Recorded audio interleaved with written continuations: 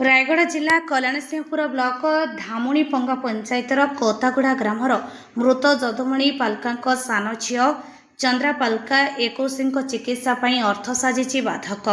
उक्त परिवार रे विधवा सतमांक 3 झील 2 पुओ को नहीं झील घरे भाग्य गुआदी पड़ी रही।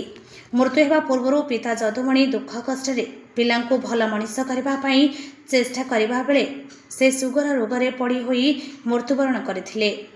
बाबा रोगरे आक्रांत हेबा परे पुओ मिस्त्री बड़ झील कुली काम को बाहरी परिवार चलाइबा सह सान झील को पाठपढ़ारे साहाय्य करथिले। जदुमणि मृत्यु परे मां सतमा को विधवा भर्ता पाइथिले।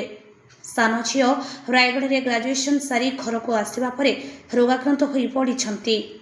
घरे जहाँ थिला सब बिक्री करी झीर चिकित्सा करबा पई कल्याणसिंहपुर रायगढ़ कोरापुट स्वास्थ्य केन्द्र को नहीं फेरी आसी। रात्र 11:30 समय होइगले हाथ गोड़ बथा पागल परी हेबा प्रत्येक दिन हेउथिबारु समस्ते भयभीत। वर्तमान मां सतमा भर्ता पाइबा सह गाँ गाँ बुली केतबेले सुखुआ परिबा बिक्री करी सेथिरु जहाँ टंका आने परिवार भरण पोषण करिथांती। भाई और भौणी जेतेबेले काम मिले काम करती नहेले घरे बसी रहुछंती। विजु स्वास्थ्य कार्ड बंद करदेवा परे वर्तमान पर्यंत आयुष्मान कार्ड पाई पारि नाहांती। सान झील चंद्रार उत्तम चिकित्सा पाई अर्थ साजिछि बाधक।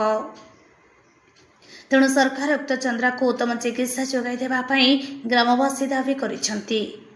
उक्त ग्राम बहु वर्ष धरी रही आसुथिले सुधा आज पर्यंत आवास योजना रे घर खंडिए हेले पाई नथिबा कहिसंती। रायगढ़ जिला प्रतिनिधि अजित कुमार भात्रा रिपोर्ट आम ओडिशा खबर।